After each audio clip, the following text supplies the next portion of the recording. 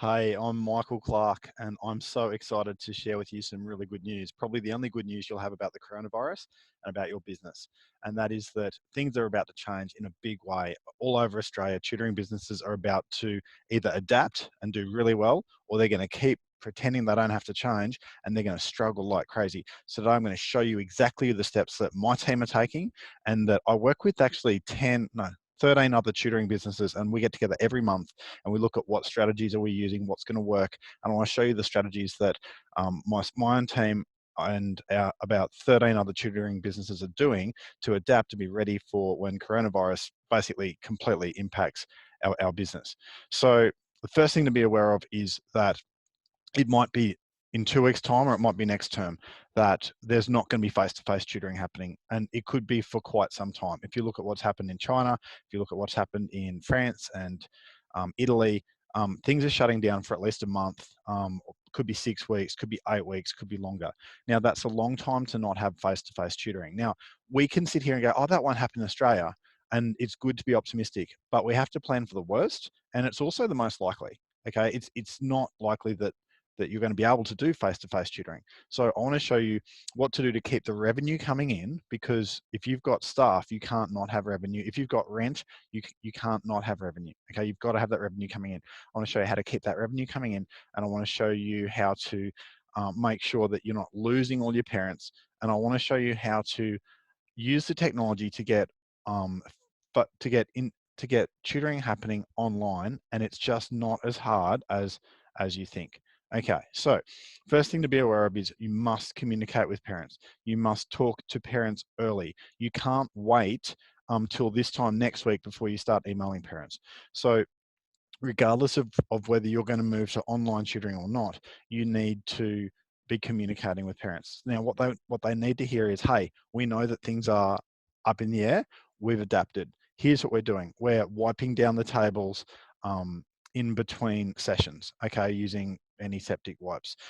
Every child who walks in and every tutor who walks in is using hand sanitizer when they walk in the door. Parents need to hear that if you've got tutors who are sick, they're not turning up. Okay, they need to hear that if their child is sick, do not bring them. Even if your child is potentially sick, do not bring them. We will catch up that session later. Because when they hear that, they hear, oh, there won't be sick kids there from other families. Okay, they get reassured by that. So step one is communicate proactively with your parents today. Don't leave it till tomorrow, do it today. I'm making this video for you. It's 5 o'clock in the morning. I've got up early because my team, we're adapting fast, we're doing stuff. But today is the day to communicate with parents. Also, when you communicate with parents, don't just email them. Most tutoring businesses do that. Email mum and dad, and text mum and text dad. Okay, what that means is both mum and dad are in the loop that you're proactive, you're ahead of the game. Okay, now you've got probably a week, maybe 2 weeks at the outside. I wouldn't leave it to that to get online. And getting online is not hard for using Skype or Zoom or something like that. I think if you leave it more than a week or two, parents are going to view you as not proactive. And I know that my team, I work at Big Improvements Tutoring. Okay, I started that about 10 years ago or something, and we've now got 550 families. We've got scale, and it's very hard to change a business that's large. It's much easier if you've got 12 students or 25 students. But as an example of how quick and easy this can be done, starting next Monday, our sessions are online. Okay, in less than a week, we've gone from face-to-face tutoring to online. If we can do it in a week with 550 kids, you can do it in a week with how many kids you've got. Okay, so I remember back, I think was it 2008, the financial crisis? It was bad. Like, we went from having lots of new inquiries every week to suddenly none or next to none as parents shut down and stopped spending. Okay, what we're seeing here with the virus is that we're suddenly new inquiries, they don't exist. There are no new inquiries, and the reason there's not new inquiries is because people are thinking, I won't be able to take my child to tutoring next week or the week after or the week after because schools will shut down, everything will shut down. When there's fear, people do what people do. You know, they stop making proactive decisions. So if you don't go online, you're going to struggle like crazy to get new inquiries. Um, People who've been doing face-to-face tutoring, which is most of us, because let's be honest, that is just such an effective way of tutoring. they're very hesitant to go online because they think, like I've been doing face to face. We've been using, pens and pencils and we've been using hands-on materials and cards and, cards and all this stuff to make it hands-on, which is what makes our tutoring amazing. We can't go online. It's like, you can go online and you need to go online. The reason is that it's going to be like, you're not even going to be allowed, if things go the way they are, say in Italy or where Europe's will be by the end of the week, to do face-to-face tutoring. So you might think parents won't want to do online tutoring because they love the hands-on face-to-face stuff we do. It's like, yes, they do love that. But if that's no longer an option, online's the way to go. Now, you may only be online for a season. It might be 8 weeks, might be 12 weeks for a season while this coronavirus stuff passes.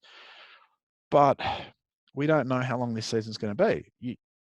We're in uncharted waters and we have to plan for the worst. So if coronavirus shuts down face-to-face tutoring for a period of, say, 3 or 4 months, you don't want to go broke just because you weren't proactive. You want to be proactive.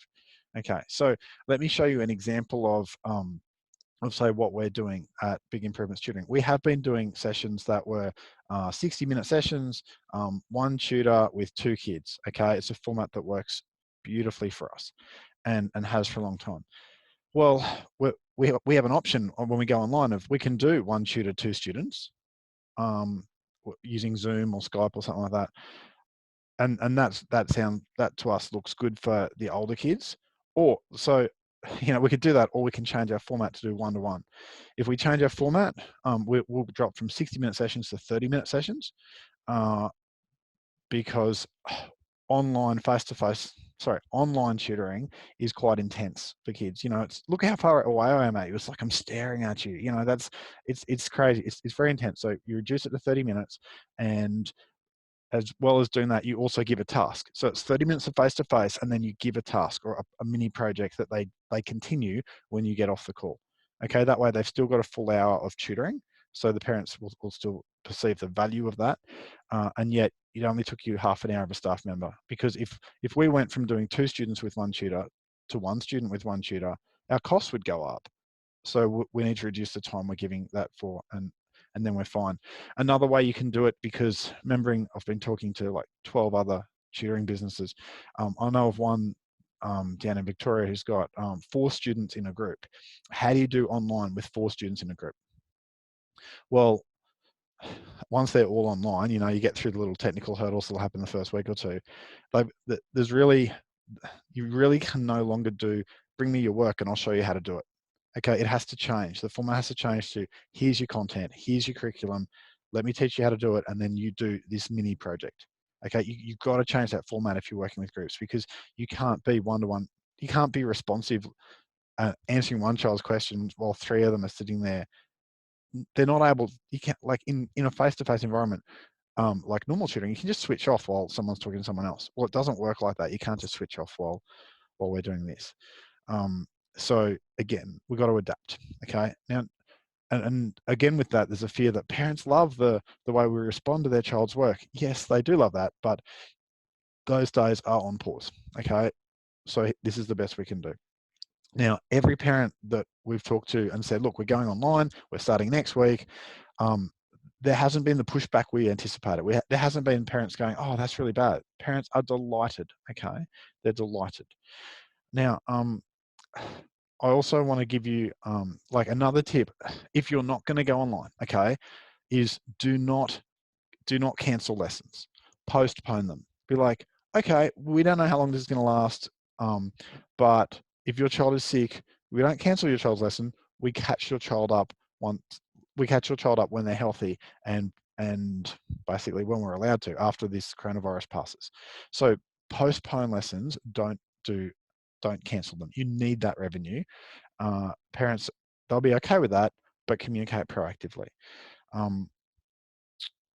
The issue there is going to be if things set in, so schools shut down, which is highly, highly, highly likely. I work at a school. If schools shut down and that goes on for any period of time, more than a couple of weeks, parents are going to be very hesitant to re-enroll for next term. So unless they're getting value delivered each week, they're not going to want to re-enroll. They're going to put things on pause. And we all know that when parents pause tutoring, they don't come back most of the time. Okay, so You don't want that. You want to be delivering a service. Okay. You want the wheels to be moving. You want to keep going. Now, what technology do you use for getting online? Well, there's really three that are the main ones that people are talking about. One is Google Hangouts. Don't touch it. Google Hangouts is like, it's like driving to work in a car that doesn't start, that conks out every time you stop at the lights, and that's blowing black smoke out the back. Okay, don't use Google Hangouts. All right, that leaves the other main ones would be Skype and Zoom. Okay, so I use Zoom all the time when I'm working with other I'm part of a network of, 13 other tutoring businesses. We get together on Zoom once a month and we exchange ideas. That's just what we do. So some of us are in Perth or Tasmania or Brisbane. I'm in Canberra, but on Zoom, it's like you're all in the room together. And this, like, if you can imagine seeing me like I am, but also seeing, 10 other people, that's how Zoom works. Okay. Or Skype. You can do that with Skype as well.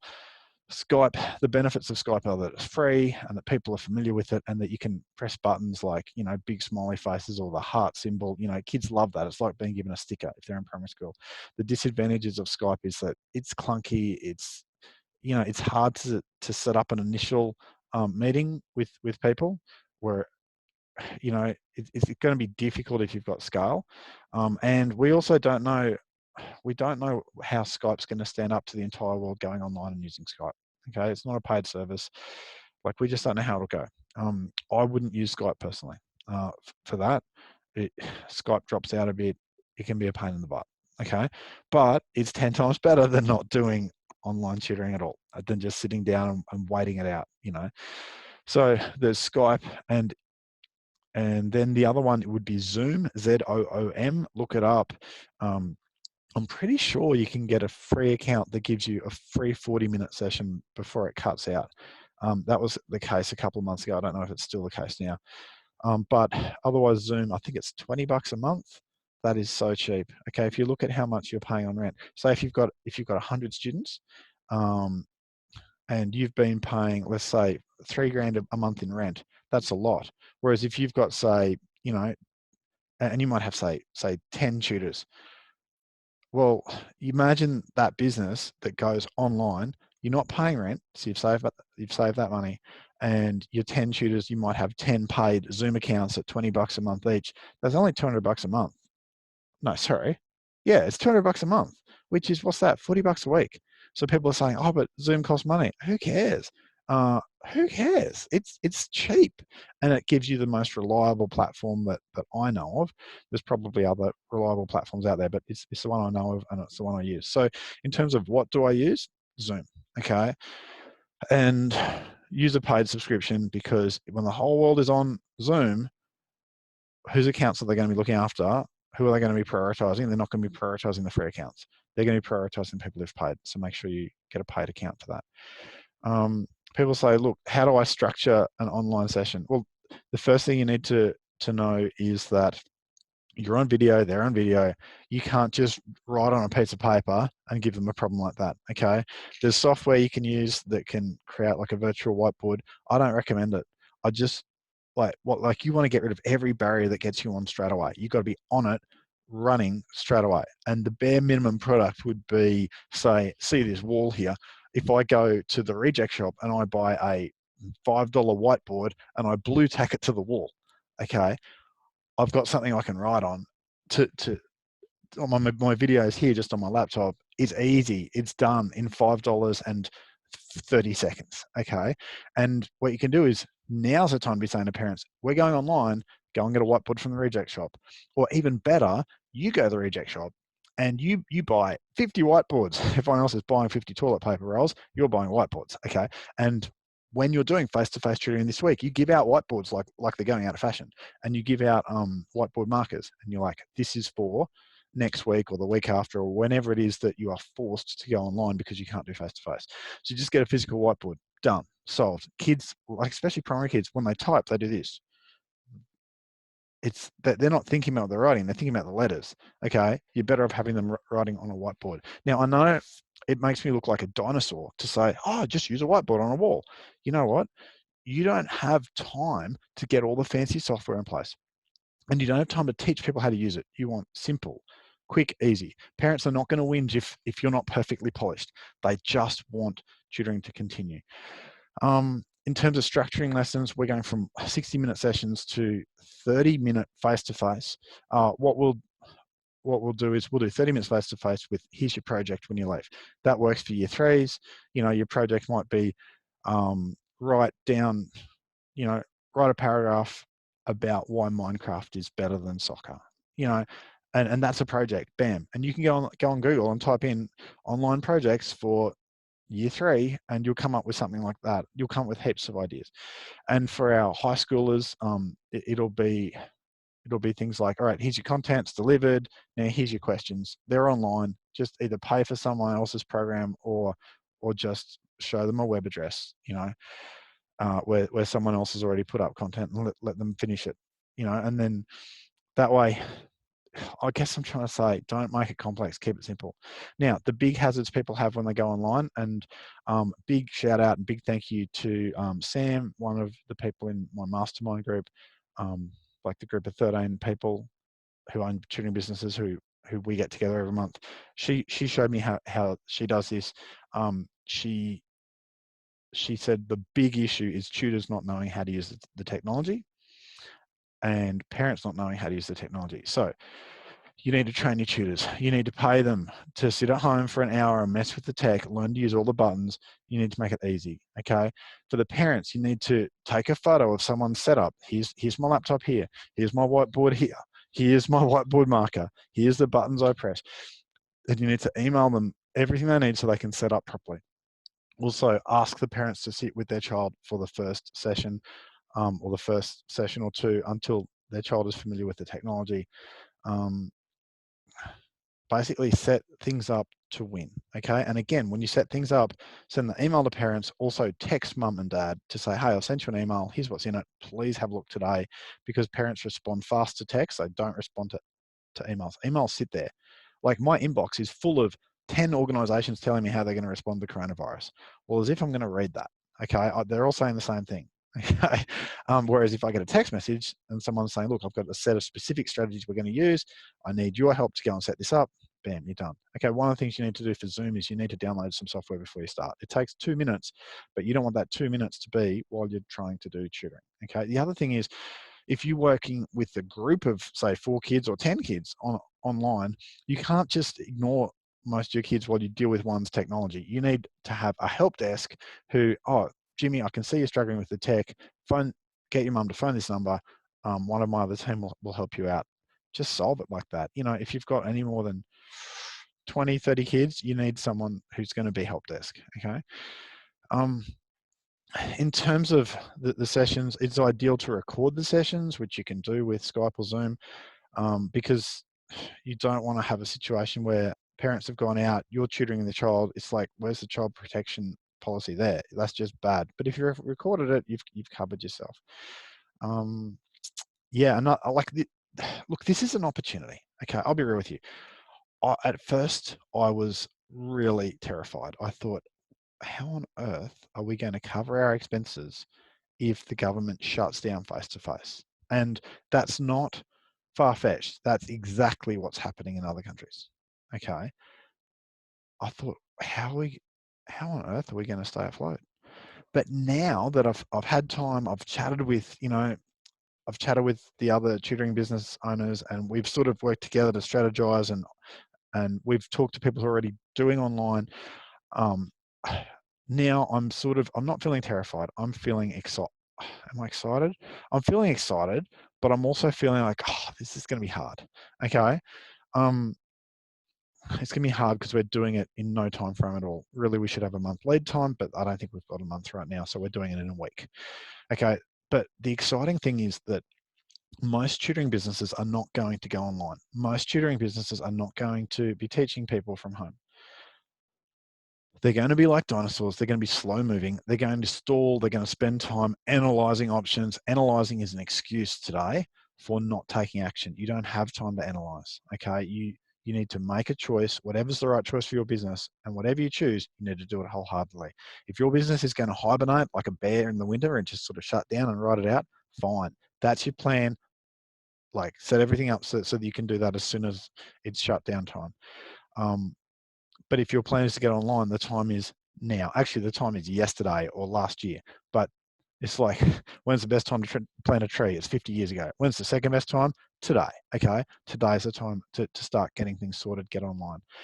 I guess there's going to be, this is an opportunity, okay? Like I said, at first I was terrified. Now I'm sort of like, oh, this is going to be hard, but this is an opportunity because when everyone else is too slow to go online, parents, they've got their child at home, school is, when schools shut down, which is happening every day, there's more and more schools shutting down. It's starting with the private schools, but there comes a point, you can see what's happening in Italy and France. And Italy and France, they're not the exceptions, okay? They're just where the virus hit first, okay? So whatever's happening there, it's what happens when the virus spreads. So, but for me, it's an opportunity because most businesses are not going to change. And next term, when those businesses who haven't changed are just sort of sitting there emailing parents going, hey, we can't start up again this term. And when school that has physically shut down, but the kids are still being given assignments and they're stuck on their assignments and they don't know what to do. When parents in that situation, they're going to go and get another solution. They're going to drop their current tutoring provider who's not operating at that point, and they're going to pick up someone who is operating. And if you've been operating at that point, you win the game. You pick up those clients. Your tutoring business can double or triple in a very short period of time. And you'll have the capacity to do that because when you do face-to-face tutoring, you could only operate at 3:30, 4:30, 5:30, 6:30 at night. Whereas now you can have your tutors tutoring kids at 9:30 in the morning, at midday, at whatever time you like during the day. So, there's an opportunity there. So normally if you triple the size of your business, you'd need to triple your staff. Well, you don't have to do that now because your staff will be sitting around home having nothing to do, wishing they were tutoring. So I guess I want to paint the picture that things are about to change massively, clearly. I encourage you to change what you're doing, and I encourage you to do it fast. And I encourage you to be okay with the fact that it won't be smooth and clean and beautiful the first time you do it. It'll be messy and clunky as people get used to the tech. But messy and clunky is the path to get where you want to go. That's okay. And I want to encourage you to use this time to grow your business. Instead of shrinking back and hiding and wishing the world was different, this is an opportunity. It's been given to you on a silver platter. This is an opportunity to take so many new students that other people are not serving, because they won't be, and have them in your business. And then when everything goes back to normal, who knows how long that is? It might be 2 months, it might be 6 months, but when everything goes back to normal, you've tripled the size of your tutoring business, and you've got a choice at that point. We can go back to face, or we can keep doing this online stuff. It doesn't matter. You can make that plan down the track. But look, this is exciting. These are exciting days for you running a business. Don't be the business who stuck their head in the sand. Don't be the business who put their head in the sand. One of the questions that's been raised a lot when I've been working with my friends in our mastermind group has been, oh, how long can I leave it before I go online? How long can I leave it? That is the most disempowering question ever. You can't ask yourself, how long can I leave it? Because what you're effectively saying is, how long can I ignore this problem and not deal with it? It's like, no. There's a wave coming. You run to the wave. You go to the problem, and you be the first ones, among the first ones who are switching to online tutoring. And when you do that, that's where the students are. You don't sit back and wait until you're forced to change. That's just a good way of looking not proactive. You want to look proactive. Parents want to be reassured that you're on it, because parents want some tutoring for their child, especially if their child's not getting face-to-face tutoring, face-to-face learning at school. They want face-to-face. This is the next best thing. Okay. One more encouragement, guys. Look, you're going to need to trim your expenses. Trim them like crazy. Okay. Get rid of your subscription to this and that. Don't can your ATA subscription. Okay. Don't can your ATA conference. Look, I don't even know. Is the ATA conference really going to happen mid-year? They might need to postpone it. Who cares? But whenever it is, be there. Okay. Network with other tutoring businesses. Do not isolate yourself. If I'd isolated myself, and if I'd only, done my own research of how would we go online, I wouldn't have got far at all. But working with others, you can take their best ideas, and they want you to, and you can give them ideas. We all win when we work together. Okay. So the ATA is here to help be there at the conference, keep that subscription, okay? Cut your other expenses, all right? Because you're going to need to. And my number one encouragement is don't isolate yourself. Like I said, I'm part of a mastermind group. There's 12 or 13 of us. There is a fee. It's worth every cent. It's like getting together with others. You win the game. If you isolate yourself, you will not win. So if you're not part of a group that gets together regularly, make one. You know other people with tutoring businesses, make your own mastermind group. Now, if there's anything I can do personally to help you, it would be that I'm going to be running 2 sessions of just questions and answers. It'll be Zoom sessions. I imagine there'll be 10 or 20 or 30 other tutoring business owners on those sessions. I'm just going to answer your questions of how you make the move. Okay, it's like creating a mastermind group that's not a mastermind group. If that should be in the email that goes out with this video. If there's anything else I can do to help you, look, I can't promise I'll respond to your email because this week I'm smashed. Like I'm inundated with stuff I have to do, but my email address is michael@bigimprovements.com.au. Big as in not small, improvements with an S on the end. michael@bigimprovements.com.au. If you want to send me an email, send me an email. Don't ask me 10 questions. Just ask me the one most important one, and I'll see what I can do to help. And one more thing is, when the world panics and the world freaks out, keep your head on, okay? You're not 75 years old. You're not in a nursing home. You're young, you're healthy, your kids are young, okay? Be positive and be a resource for others. Be someone who is going to thrive and have the mindset of a winner, not someone who's going to be running around like a headless chook, okay? Just do well in this season, all right? And good luck, and I hope to see you at the Q&A sessions that I'm putting on. Thank the ATA for that. You know, I'm volunteering for them, and it is a joy because I believe wholeheartedly in what the ATA is doing.